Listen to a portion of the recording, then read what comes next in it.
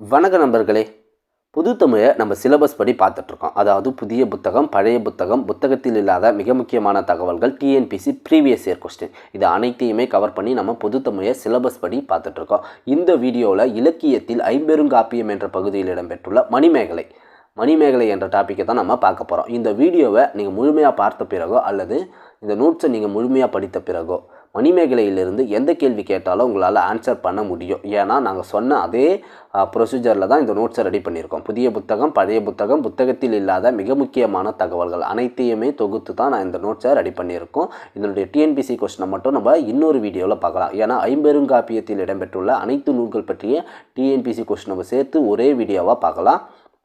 சொல்ல நோட்டு அல்லது பேப்பரை எடுத்து எழுதி படிங்க. எழுதி படிக்கிறது மட்டும்தான் உங்களுக்கு பயனுள்ளதாக இருக்கும். சப்போஸ் எழுதி படிக்க நேரம் இல்லாதவங்க, இப்போ ஒர்க் போயிட்டு படிக்கிறவங்களாக இருப்பாங்க, நீங்களாக மட்டும் இந்த பிடிஎஃப்பை பெற்றுக்கொள்ளலாம். வீடியோட எண்டில் ஒரு வாட்ஸ்அப் நம்பர் கொடுப்போம். அந்த நம்பருக்கு டெக்ஸ்ட் பண்ணி புதுத்தமிழுக்கான ஃப்ரீ பிடிஎஃப் மற்றும் கம்ப்ளீட் பிடிஎஃப்பை நீங்கள் பெற்றுக்கொள்ளலாம். வீடியோட எண்டில் தாங்க வாட்ஸ்அப் நம்பர் கொடுப்போம். அதனால் வீடியோ ஸ்கிப் பண்ணாமல் முழுமையாக பாருங்கள். மணிமேகலை நூலின் ஆசிரியர் குறிப்பை ஃபஸ்ட்டு நம்ம பார்த்துடலாம். மணிமேகலை நூலின் ஆசிரியர் பெயர் மதுரை கூலவாணிகன் சீத்தலை சாத்தனார். மதுரை கூலவாணிகன் சீத்தலை சாத்தனார். இந்த ஹைலைட் பண்ணியிருக்கேன் பாருங்கள். அதெல்லாம் கவனமாக நோட்ஸ் எடுத்துக்கோங்க. ஏன்னா அதெல்லாம் கீ பாயிண்ட். அந்த பாயிண்ட் தெரிஞ்சால் உங்களுக்கு அந்த சென்டென்ஸே ஞாபகம் வரணும். இவருடைய பெயர் மதுரை கூலவாணிகன் சீத்தலை சாத்தனார். இதில் மதுரை என்பது அவர் வாழ்ந்த ஊர், மதுரை என்பது அவர் வாழ வந்த ஊர். அப்போ பிறந்த ஊர் சீத்தலை, அது வந்து திருச்சி மாவட்டத்தில் உள்ளதாக சொல்லப்படுகிறது. சாத்தன் என்பது தான் இவருடைய இயற்பெயர். சாத்தன் என்பது தான் இவருடைய இயற்பெயர். அப்போது கூலவாணிகம் என்பது என்னென்னா அவர் செய்த தொழில். கூலம்னா தானியம் விற்கும் தொழிலை இவர் செய்துள்ளார். எங்குனா மதுரையில், இவர் வாழ வந்த மதுரையில் தானியம் விற்கும் தொழிலை அவர் செய்துள்ளார். அதனால தான் இவருடைய பெயர் மதுரை கூலவாணிகன் சீத்தலை சாத்தனார் என்று மாறியது. மதுரை கூலவாணிகன் சீத்தலை சாத்தனார். இவருடைய காலம் கிபி 2ஆம் நூற்றாண்டு. கடைச்சங்க கால புலவர்களில் ஒருவர். இளங்கோவடிகள் மற்றும் சீத்தலை சாத்தனார் இருவருமே சமகாலத்தவர், நண்பர்கள். ஏன்னா சிலப்பதிகாரத்தை இயற்றியவர் இளங்கோவடிகள், அதனுடைய தொடர்ச்சி தான் மணிமேகலை. அப்போது இருவருமே நண்பர்கள். சிலப்பதிகார கதை சொல்ல நான் உங்களுக்கு சொன்னேன். அதனுடைய வீடியோ பார்த்துட்டு நீங்கள் பார்த்தா இன்னும் உங்களுக்கு புரியும். இருவருமே நண்பர்கள், சமகாலத்தவர்கள். இளங்கோவடிகள் சிலப்பதிகாரம் ஏற்ற தூண்டுகோலாக இருந்தவரே சீத்தலை சாத்தனார் தான்.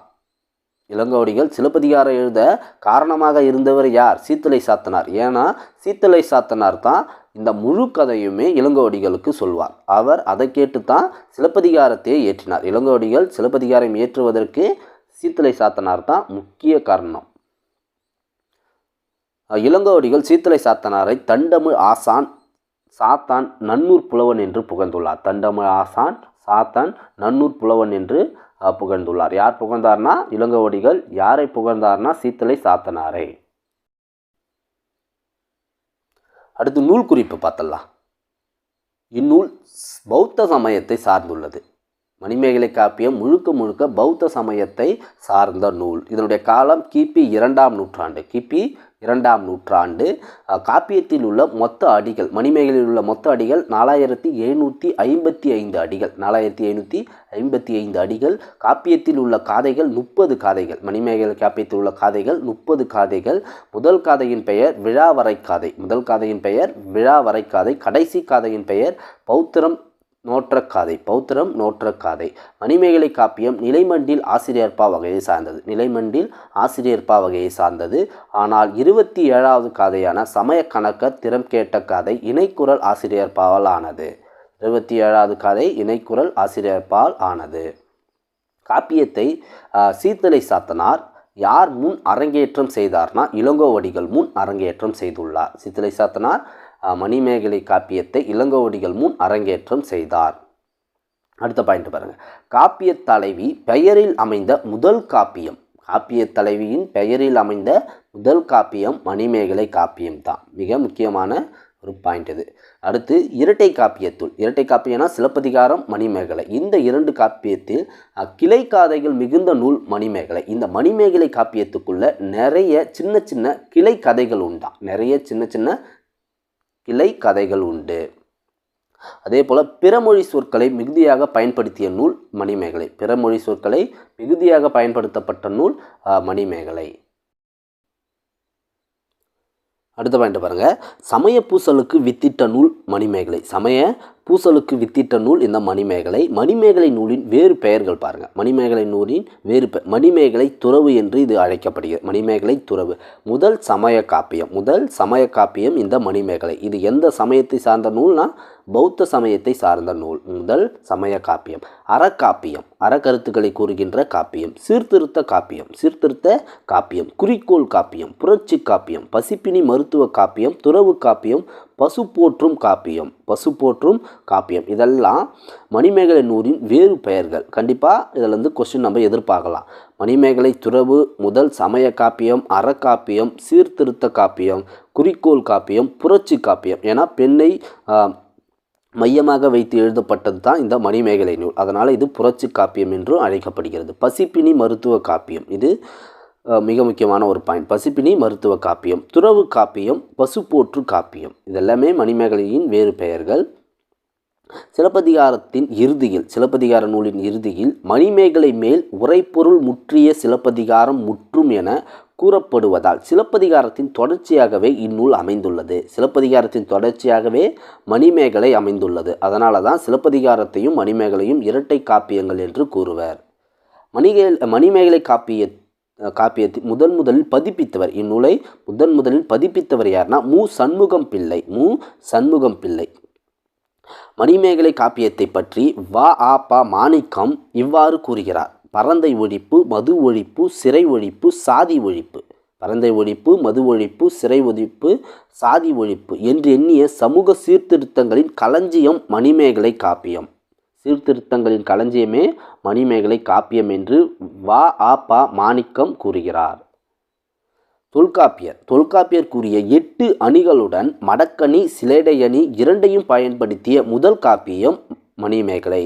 தொல்காப்பியர் கூறிய 8 அணிகளுடன் மடக்கணி, சிலேடையணி இரண்டையும் பயன்படுத்திய முதல் காப்பியம் மணிமேகலை.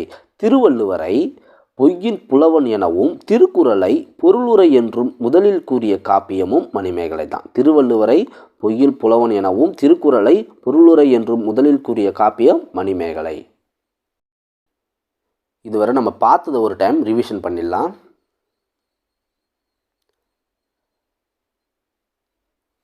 இந்நூலின் ஆசிரியருடைய முழுமையான பெயர் என்ன? மதுரை கூலவாணிகம் சீத்தலை சாத்தனார். மதுரை என்பது இவர் வாழ்ந்த ஊர், சீத்தலை என்பது இவருடைய பிறந்த ஊர், அது திருச்சி மாவட்டத்தில் உள்ளதுன்னு சொன்னோம். சாத்தன் என்பது இவருடைய இயற்பெயர். இவர் செய்த தொழில் கூலவாணிகம். எங்கன்னா மதுரையில் கூலவாணிகம் தொழில் செய்தார். கூலம் என்பது தானியம் விற்கும் தொழிலை அவர் செய்துள்ளார். இவருடைய காலம் கிபி 2ஆம் நூற்றாண்டு. கடைச்சங்க கால புலவர்களில் ஒருவன் சொன்னோம். இளங்கோவடிகள், சிலப்பதிகாரத்தை இயற்றிய இளங்கோவடிகளும் சீத்தலை சாத்தனாரும் சமகாலத்தவர்கள், இருவருமே நண்பர்கள். இளங்கோவடிகள் சீத்தலை சாத்தனை தண்டமை ஆசான், சாத்தான் நன்னூர் புலவன் என்று புகழ்ந்து கூறியுள்ளார். நூல் குறிப்பில் என்ன சொன்னோன்னா, இது பௌத்த சமயத்தை சார்ந்த நூல், கிபி 2ஆம் நூற்றாண்டை சார்ந்த நூல். மொத்த அடிகள் மணிமேகலை காப்பியத்துள்ள மொத்த அடிகள் 4755 அடிகள், 30 காதைகளை கொண்டுள்ளது. முதல் காதையின் பெயர் விழாவரைக்காதை, கடைசி காதையின் பெயர் பௌத்திரம் நோற்றக்காதை. இந்த நூல் மணிமேகலை காப்பியம் நிலைமாண்டில் ஆசிரியர்பா வகையை சார்ந்தது. ஆனால் 27வது காதை மட்டும் இணைக்குறள் ஆசிரியர்பாவால் ஆனது. அந்த 27வது காதையின் பெயர் சமயக்கணக்கர் திறம் கேட்ட காதை. இக்காப்பியத்தை சீத்தலை சாத்தனார் யார் முன் அரங்கேற்றம் செய்தார்னா இளங்கோவடிகள் முன் அரங்கேற்றம் செய்துள்ளார். காப்பிய தலைவின் பெயரில் அமைந்த முதல் காப்பியம், தமிழின் முதல் காப்பியம் மணிமேகலை தான். இரட்டை காப்பியத்துள் கிளை காதைகள் மிகுந்த நூல் மணிமேகலை. இந்த மணிமேகலை காப்பியத்துக்குள்ளேயே நிறைய சிறு கதைகள் உண்டு, அதான் கிளை கதைகள். பிறமொழி சொற்களை மிகுதியாக பயன்படுத்திய நூல் மணிமேகலை. சமய பூசலுக்கு வித்திட்ட நூல் மணிமேகலை. இதனுடைய வேறு பெயர்கள் மணிமேகலை துறவு, முதல் சமய காப்பியம், அறக்காப்பியம், சீர்திருத்த காப்பியம், குறிக்கோள் காப்பியம், புரட்சி காப்பியம், பசிப்பினி மருத்துவ காப்பியம், துறவு காப்பியம், பசுப்போற்று காப்பியம் என்ற வேறு பெயர்களும் இந்நூலுக்கு உண்டு. சிலப்பதிகாரத்தின் இறுதியில் மணிமேகலை மேல் உரைப்பொருள் முற்றிய சிலப்பதிகாரம் முற்றும் என கூறப்படுவதால் சிலப்பதிகாரத்தின் தொடர்ச்சியாகவே இந்நூல் அமைந்துள்ளது. இதனால் சிலப்பதிகாரமும் மணிமேகலையும் இரட்டை காப்பியம் என்று அழைக்கப்படுகிறது. இதனை பதிப்பித்தவர் மு சண்முகம் பிள்ளை. வ.ஆ.ப. மாணிக்கம் என்பவர் பரந்தை ஒழிப்பு, சாதி ஒழிப்பு, மது ஒழிப்பு, சிறை ஒழிப்பு என்று எண்ணற்ற சமுதாய சீர்திருத்தங்களை இந்நூல் கூறுகிறது என்று வ.ஆ.ப. மாணிக்கம் என்பவர் கூறுகிறார். அதேபோல தொல்காப்பியர் கூறிய 8 அணிகளுடன் மடக்கணி, சிலேடை அணி இரண்டையும் பயன்படுத்திய முதல் காப்பியம் மணிமேகலை. திருக்குறளை திருவள்ளுவரை பொய்யில் புலவன் எனவும், திருக்குறளை பொருளுரை என்றும் கூறிய முதல் நூல் இந்த மணிமேகலை காப்பியம்தான். அடுத்து நாம் கதை மாந்தர்கள் பற்றி பார்க்கலாம். கதை மாந்தர்களை பற்றி கொஞ்சம் தெரிஞ்சுக்கலாம். மணிமேகலை இவங்க யாருன்னா காப்பியத்தின் தலைவி. மணிமேகலை காப்பியத்தினுடைய தலைவி. இவங்க பெயரை தான் இந்த காப்பியத்திற்கு சூட்டியுள்ளார்கள். இவங்க ஒரு பௌத்த துறவி. மக்களுடைய பசிப்பிணியை நீக்க சமய தொண்டாற்றியவள். இவங்க பௌத்த துறவி. மாதவி யார்னா மணிமேகலையின் தாய். இவனுடைய கணவனுடைய பெயர் கோவலன். கோவலன் இறந்த பிறகு இவங்க பௌத்த சமய துறவியானார்கள். தன் மகள் மணிமேகலையும் பௌத்தத்தில் ஈடுபடுத்தினார்கள். உதயகுமாரன் இவன் யார்னா இவன் ஒரு மன்னனுடைய மகன். மணிமேகலையின் மீது காதல் கொண்டவன். எப்படியாவது மணிமேகலையை அடைய வேண்டும் என்று இவன் துடித்தான்.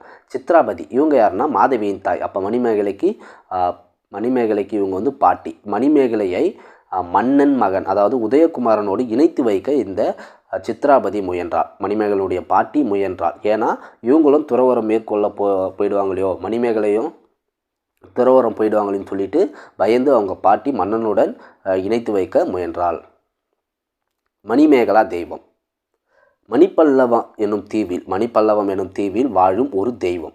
கோவலன் இந்த தெய்வத்தின் பெயரையே தன் மகளுக்கு சூட்டினார். கோவலன் யாருடைய பெயரை தன் மகளுக்கு சூட்டினார்? மணிமேகலா தெய்வம். இந்த பெயரையே தன் மகளுக்கு சூட்டினார். இந்த தெய்வம்தான் மணிமேகலைக்கு பல வகையில் உதவி செய்தது. அடுத்து தீவத்திலகை. மணிப்பல்லவம் எனும் தீவில் இருந்த புத்த பீடத்தின் காவல் தெய்வம். தீவத்திலகை யார்? மணிப்பல்லவம் எனும் தீவில் இருந்த புத்த பீடத்தின் காவல் தெய்வம். பல வகையில் மணிமேகலைக்கு உதவியது. இதுவும் பல வகையில் மணிமேகலைக்கு உதவியது. ஆபுத்திரன் மக்களின் பசிப்பிணியை தீர்ப்பதற்காக அமுத சுரப்பியை பெற்றவன். மணிமேகலைக்கு முன் அந்த அமுத சுரப்பி யாரிடம் இருந்ததுன்னா ஆபுத்திரன்.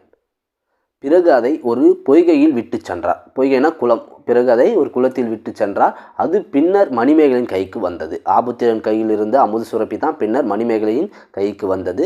ஆதிரை இவங்க யாருன்னா மணிமேகலை தான் பெற்ற அமுத சுரப்பியில் முதன்முதலாக பிச்சை ஏற்றது இந்த கற்புக்கரசியிடம்தான். இவங்களிடம்தான் ஒரு பருக்கையை இவங்க பெறுவாங்க மணிமேகலை. அடுத்து சாதுவன் யாருன்னா ஆதிரையின் கணவன். வணிகம் செய்ய கடல் கடந்து போகும்போது மரக்கலமடைந்து நாகத்தீவில் கரையேறி அம்மக்களுக்கு அறிவுரை கூறினார். இவன் ஆதிரையின் கணவன். வணிகம் செய்ய கடல் கடந்து போகும்போது மரக்கலமடைந்து நாகத்தீவில் கரையேறி அம்மக்களுக்கு அறிவுரை கூறினார். அரவணடிகள் பௌத்த துறவி. அரவணடிகள் ஒரு பௌத்த துறவி. இவரின் அறிவுரையின்படியே மணிமேகலை ஆதிரையிடம் பிச்சை ஏற்றார். யாருடைய அறிவுரையின்படி மணிமேகலை ஆதிரையிடம் பிச்சை ஏற்றால்னா அரவணடிகள். இந்த அரவணடிகள் காஞ்சியில் வாழ்ந்த ஒரு பௌத்த துறவி. காயசண்டிகை. உதயகுமாரனிடமிருந்து தப்புவதற்காக மணிமேகலை இந்த காயசண்டிகையின் உருவில் நடனமாடினாள். யாருடைய உருவத்தில்னா காயசண்டிகையின் உருவத்தில். இதை அறிந்து பின்தொடர்ந்த உதயகுமாரனை காயசண்டிகையின் கணவன் காஞ்சனன் வெட்டி கொன்றான். இந்த காயசண்டிகை விருச்சிக முனிவரால் பசிநோய் சாபம் பெற்றவள். இந்த கேரக்டர்ஸ்லாம் கொஞ்சம் நீங்கள் தெரிஞ்சு வச்சுக்கினா நல்லது. இந்நூலில் இடம்பெற்றுள்ள ஒரு சில முக்கிய தகவல்கள்லாம் பார்க்கலாம். மணிமேகலை பிறந்த ஊர் பூம்புகார். அதே போல் அவங்க மறைந்த ஊர் காஞ்சிபுரம். மணிமேகலை பிறந்த ஊர் பூம்புகார், அவங்க மறைந்த ஊர் காஞ்சிபுரம். மணிமேகலை சமயவாதிகளுடன் உண்மையை கேட்டறிந்த ஊர் வஞ்சிமா நகர். உதயகுமாரனின் முற்பிறப்பு பெயர் கேட்டாங்கன்னா ராகுலன். அதே போல் மணிமேகலையின் முற்பிறப்பு பெயர் லக்குமி. மணிமேகலையின் பழப்பிறப்பை அவர்களுக்கு உணர்த்திய நூல், அவர்களுடைய முற்பிறப்பை உணர்த்திய நூல் எதுனா புத்த பீடகை. மணிமேகலையை தூக்கிச் சென்ற தெய்வத்தின் பெயர் மணிமேகலை தெய்வம். அது எந்த தீவிற்கு தூக்கிச் சென்றதுனா மணிப்பல்லவ தீவிற்கு தூக்கிச் சென்றது. மணிப்பல்லவ தீவிற்கு அந்த மணிமேகலை தெய்வம் தூக்கிச் சென்றது. அமுத சுரப்பி பற்றி மணிமேகலையிடம் கூறி அதனை பெற உதவியவர் யார்னா தீவத்திலகை தெய்வம். அமுத சுரப்பி பற்றி மணிமேகலையிடம் கூறியது யார்னா தீவத்திலகை தெய்வம். அதற்கு உதவியும் அந்த தெய்வம் மணிமேகலைக்கு செய்துள்ளது. சிறைச்சாலையை அறச்சாலையாக மாற்றியவள் மணிமேகலை. சிறைச்சாலையை அறைச்சாலையாக மாற்றியவள் மணிமேகலை. முதலில் இந்திர விழா எடுத்தவன் தூங்கையில் எரித்த தொடித்தோட் செம்பியான் என்பவன்தான் முதலில் இந்திர விழா எடுத்தவன். இந்திர விழா எத்தனை நாட்கள் நடைபெறும்னா 28 நாட்கள். இந்திர விழா 28 நாட்கள் நடைபெறும்.